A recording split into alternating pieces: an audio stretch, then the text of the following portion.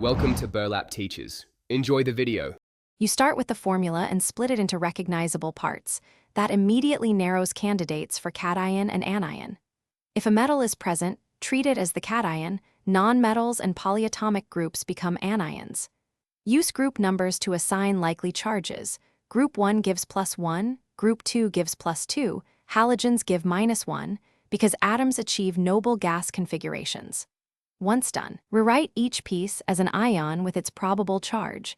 This first pass exposes mismatches to correct next. Next, you refine charges using oxidation state logic and known exceptions.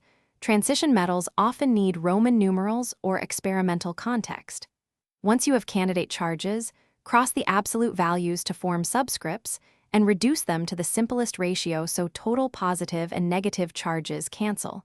Charge neutrality is the rule. Pay attention to polyatomic ions.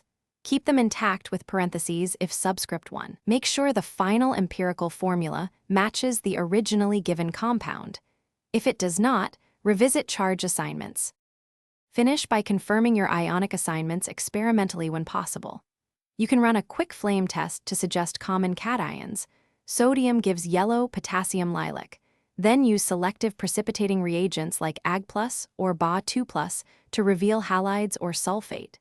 Measure pH to distinguish acidic anions from basic ones and use conductivity to confirm ionic presence. If results conflict, perform at least one orthogonal test. Troubleshooting tip: when ambiguous, test with multiple reagents and recheck for mixtures or hydrated forms that Thanks for watching. Consider subscribing if this video helped you.